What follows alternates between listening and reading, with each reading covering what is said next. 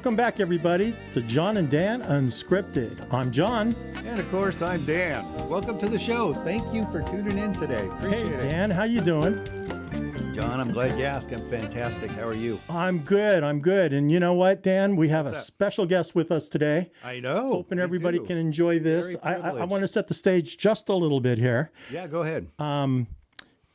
We have with us today a man who was, I'm going to use the word trapped, but he was stuck beyond his ability to leave Ukraine during the time Russia invaded.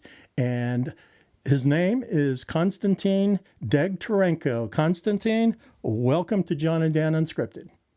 Thank you, Don and Jen. Welcome to the show, Konstantine. Did you want to do a little background, John, or you just want to dive into the question? Well, yeah, no. In all honesty, I've known Konstantine for probably 10, 12 years. Konstantine, what do you think? We worked together.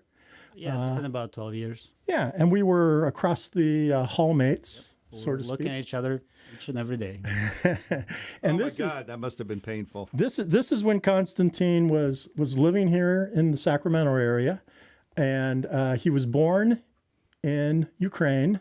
He moved to the U.S. when he was 14 years old. Right. He has dual citizenship, U.S. and Ukraine, and he would tell me a lot about Eastern European politics and things that were going on. This is probably 10 years ago, Konstantine, or so, well before he left the U.S. to go back to Ukraine. But what we want to hear today is Konstantine's observations and experiences when Russia invaded Ukraine, what he experienced, what he went through, and his struggles to regain his freedom back to the U.S. So with that, as a little bit of a background. Yeah, thank you for that, John. That was fantastic. Dan, why don't you shoot the first question over to K-Man? Well, I was going to ask you how you first learned about your country's invasion, and where were you at the time? Who were you with? Just tell us about your journey. Yeah, so I was living in Kiev. I went to live in Ukraine at the end of 2019. The first about 6 months I lived close to Romanian border in a town called Chernivtsi. And during that time I was remodeling my apartment in Kiev, which we kept since we originally got it in the 1980s. So, about June, July 2020, I moved to Kiev, and I was living in Kiev until the invasion for about 2 years. And I guess the first indication of something happening was around November, and it came from mostly the Western media. They kept telling us that. So you had no idea inside your country that the Russians were going to invade?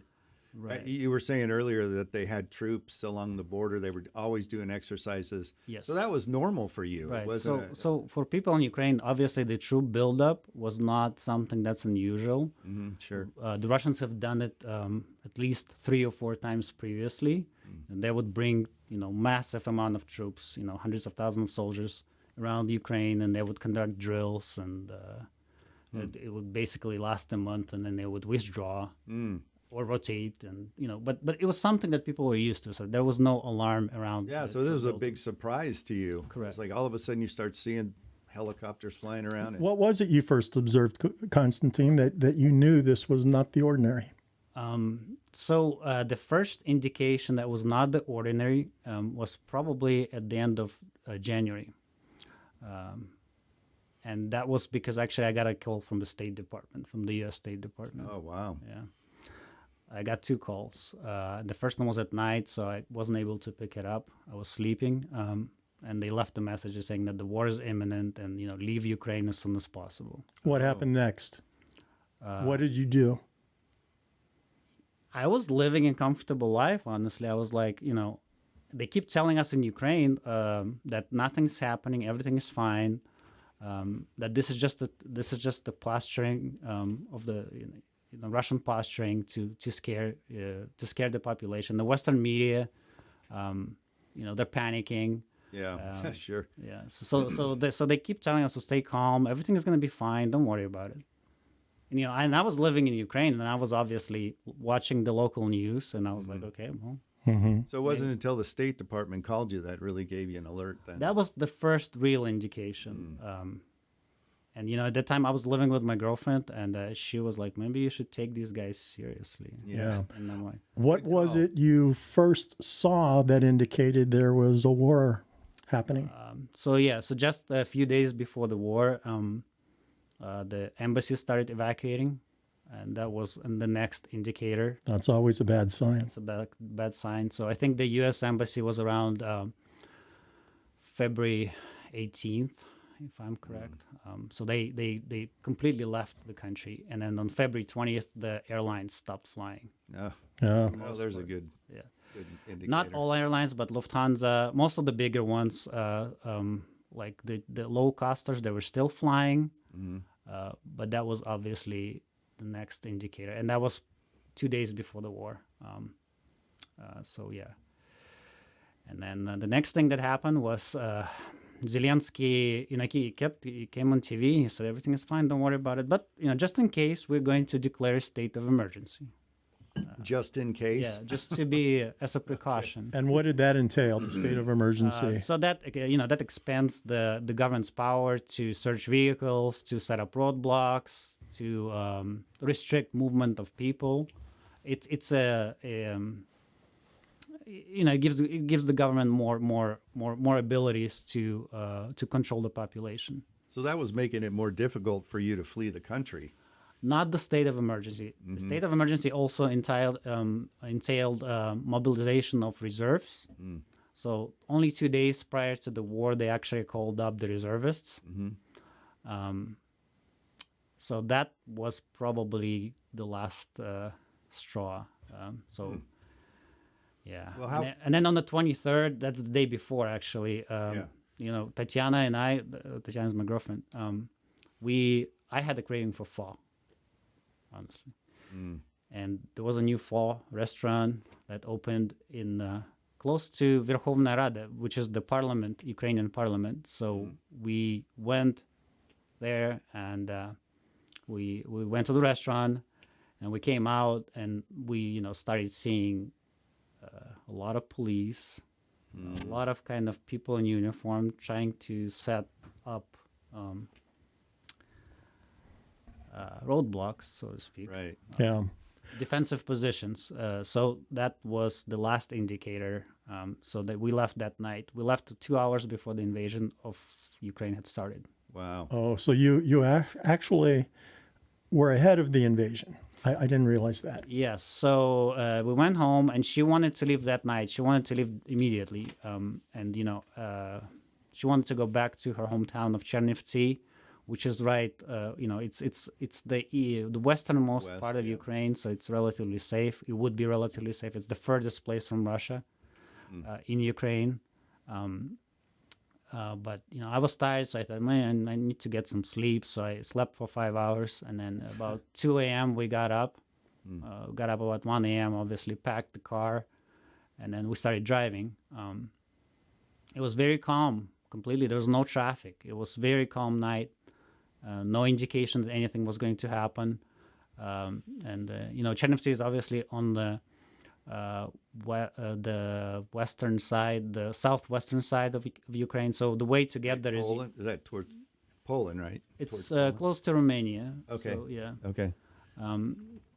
It used to be part of Romania, and so the way to get there is you drive directly west to a town called Zhytomyr, which is halfway from Kiev to Poland, and then you go southwest.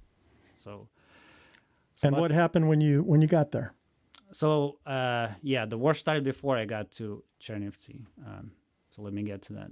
So we stopped for gas about 2 hours later on the place where we had to turn from this highway going west to the highway that goes southwest.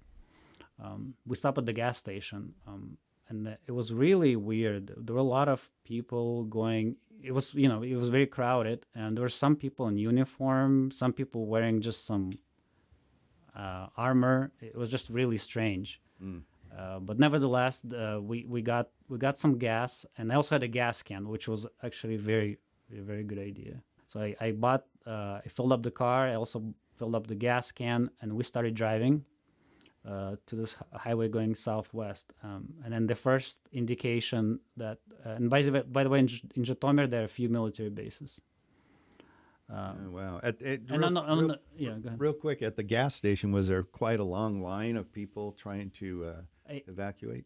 There were a lot of people. It wasn't evacuation at this point because the war hasn't started. Right. It was just but they people, were kind of like, something's going on here. Something's going on. Everybody Sure. was, very tense, and there were people who were going to a ski resort to hide. There were like people wow. going to the border. Everybody was just going into somewhere. To somewhere. Get away Yeah. from it. Everybody had different ideas.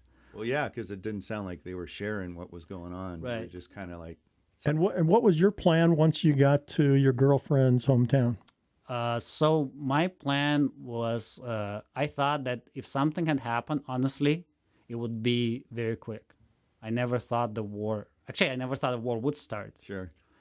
But if it did start, I thought it would be, 2-3 days, maybe a week, and then that's it. And I never thought about that the borders can be closed because Right. honestly, that had never happened in, I don't think, any country besides like North Korea or any Right, authoritarian right. countries. So I thought even if something had happened, I could leave. Yeah. Well, from what I understand, this is the largest and deadliest conflict in Europe since World War II, That's correct. and that Russian troops to date, right now, occupy about 20% of Ukraine. Yes, that's correct. Wow. So I think at this point, the most realistic scenario is just stopping at the current line of engagement, so to speak. For the aggression to cease and for deaths to cease as well. Right, Yeah, because everybody wants that. Yeah, sure. it's unrealistic, for Ukraine at this point to win on its own. And I think the only way that it could win right now, that Ukraine could win, is with foreign troops. And I think that's not going to happen. So Right. Right. So I'm curious if you could tell us a little bit, paint a picture for us of those things you saw when the war was fully underway. You went back to Kiev, I think, right? yeah. So again, going back to the first question, I mean, once I turned from this gas station and started going towards Chernivtsi, the first indication that has happened was there were a military base to the left of me, and I saw several explosions, and they're extremely bright, like lightning. And I knew that there was nothing on the radio at this point yet. It was just quiet. You could hear insects, in the air. So you were experiencing the beginning of the war hands-on right there Right, in real so- time. Right. So on the left side of me, I saw several explosions. And I knew that the military facility was there, and I knew that it was missiles. So And at what point on your journey did you have any periods where it was a really close call, that you were in danger, and you look back on it now and go, wow, that was a close call. Something worse could have happened to me or my girlfriend. well, in Ukraine, obviously every day, especially in Kiev or even other parts, especially even the eastern parts are more dangerous places. But in any city, you have air raids. So, for example, last year we had 500 air raids in Kiev Jeez. alone. That's more than one per Yeah. more than one per day. And several occasions I actually saw cruise missiles flying above my house in Kiev. Yeah. I've seen some on YouTube. So Amazing. they flew right above, and then they exploded closer towards the middle of the city. Were there attempts by the Ukrainian military to solicit you to join them? There are always attempts. And in Ukraine, the mobilization, originally there were a lot of volunteers. So the first 2 weeks, you actually had a hard time joining the military. Once the volunteers were mobilized and the reservists, they started calling people. And they would just call you and say, we have a general order for mobilization tomorrow 9 o'clock. Come over. That's not a formal legal way of enlisting somebody. Right. The formal way is they're supposed to mail you a mobilization order. So I've never gotten an actual document. Informally, they will try to solicit you at every roadblock. And I've heard stories, or is it true or not, that sometimes they would as much kidnap military age Ukrainians and throw them in a truck and make them go fight. Is that true? Yes, that's true. Basically, this happens mostly on roadblocks or on the street, and that's actually the reason why most men that actually don't want to join the military are afraid. Most people are actually afraid. That's the reason why they don't want to go. Well, they stay sure, at it's home, the so- giant Russian Empire, right? I mean, throughout history, they've had quite the reputation.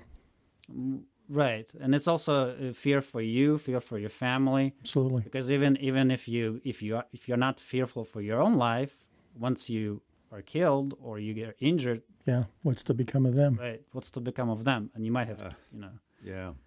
So, So, if you would tell us how it ended for you, as far as you personally in Ukraine. How did you get out? Where did you go? How'd that transpire? I tried to leave several times. The first time, and I tried different ways. I tried even like just talking to somebody. What can we arrange something? That obviously didn't work. Mm-hmm. I also tried to leave with the U.S. passport. That didn't work either. Actually. And you had a dual citizenship at that time. Is that correct? Right. But Right, so- in Ukraine, they're very good with databases, so they can find everything about you within minutes. Wow. So With the U.S., when I tried to leave with the U.S. passport, I was actually, the guy was really angry. He says, you have to go join the army and fight. But he let me go. So I went back to Chernovtsi, then I went back to Kiev, and then I traveled also to a relative's place in Dnipropetrovsk. My father is from Dnipro, actually, that's the official name currently. That's very close to the front lines, actually. oh wow. That's the hub where they bring all the refugees, and they bring also all the wounded from like Donetsk, from the Eastern Front. When I was in Dnipro, there was a attack on. There's a large factory, so my grandmother's apartment is very close to the main entrance to this factory. It's about 5 buildings away. So this main entrance to this factory was hit by a Caliber cruise missile while I was there. Wow. That was a close call. That was a close call. And Dnipro is also the city where the first time ever a nuclear-capable ballistic missile was used. So when you got to the border, how did you get across if they kept turning you around? Well, I got to the border a few times, and obviously every time they turned me away. Sure. And there are several legal ways to leave Ukraine, and there are some illegal ways to leave Ukraine. And I'll just go over briefly what those are. Legally, you can leave if you have 3 kids, if you're disabled, if you're a single parent, male single parent, if you are. And also at the time, there was one way to leave legally if you formally live in another country. And by formally, I mean you have to have a stamp in your passport that you are unregistered in Ukraine. In Ukraine, you have to register your residence at the local municipality. So if you formally leave Ukraine to live in another country permanently, you have to go to your local office, submit documents, and then they check your taxes, they check your And all criminal- this while the war's going on. Right. I mean, come on, really. Yeah. So Submit a form. It'll all work out. yeah. So those are the legal ways. Right. And the illegal ways, which is actually probably what 80% of people have used, which would be swimming across the river, either Tisa River, which borders with Romania, Dniester with Moldova, or Dnipro to Belarus. And there was actually another way which was used originally through the occupied territories. I've heard that there's over 8 million who have fled the country, making it Europe's largest refugee crisis again since World War II. Yes, that is correct. There are about 8 million officially. There are probably some that have not been counted. Right. I have not been counted. And I would imagine you have friends and or family that are still in Ukraine. Is that correct? Or Yes. okay. I have family in Dnipro. And Dnipro is one of the cities that has been bombed the most because it's very close to the front lines. In fact, that's, as I mentioned previously, it's the only place where they use the ballistic nuclear-capable missile. And you were telling us earlier that you've lost friends and family in the war. Yes, I've lost my nephew. He enlisted the first day. And he actually enlisted in the Territorial Defense Force in Kiev. So that force was actually initially tasked with setting up roadblocks, and also then they took up defensive positions north of Kiev. Later, when the Ukrainian troops have pushed the Russians away from Kiev, they reformed that unit, and it became more of a regular army unit. So he was a mortar operator of a mortar. And then because they have lack of, he was wounded about summer last year. He had his position was hit with a Grad missile. It's basically a missile that's shot few miles. So his position was hit, so he took up some shrapnel. He actually could have left the military at that point, but he decided that he wanted to continue. Yeah, he wanted to protect his country. Right. Sure. So he went back, and they put him, and then he was, I guess, tasked with doing some scouting, and then unfortunately he and his friend when they went on this mission, they were met with greater force of Russians. That Konstantine, how do you see this coming to an end? What's the best resolution now for peace to ensue? Well, real quick, I just want to say I'm really sorry about your cousin. Yeah. Or It's nephew. my nephew. Nephew, yeah. Sorry for your loss and your family's loss as well. So, sorry, John, I interrupted. you. No, that's okay. My condolences as well. Yeah. But do you see a potential ending that could work, Konstantine? Well, at this point, obviously people in Ukraine, they are tired of war. Everybody understands it's not going well. I mean, Ukraine is losing territory. It's losing people, and every day it's being bombarded, every single day. So at this point, I guess the most realistic resolution is just ceasefire along the current front lines, and hopefully at least the rest of Ukraine that's under Ukrainian control can join at least the European Union. There needs to be some security guarantees, and I think NATO is obviously the best one, but I don't think that's realistic at this point. So at least the EU, and bringing EU troops into Ukraine, I think that would be the most realistic scenario. Because even if without the security guarantees, this war is not over. Right. The Putin's big game. He's a visionary. He has a big game, big plan. He will use the ceasefire to try to install. First of all, he'll try to install pro-Russian government in Ukraine, and then he'll try to take the rest of it. And there's a Ukrainian presidential election in the future. Yes. Well, the law states that after the end of hostilities, it has to be within 6 months. So Okay. yeah. So yeah. When I went back to Kiev, I went. So I stayed in Chernovtsi for the first like a month and a half, and then I decided to go back to Kiev.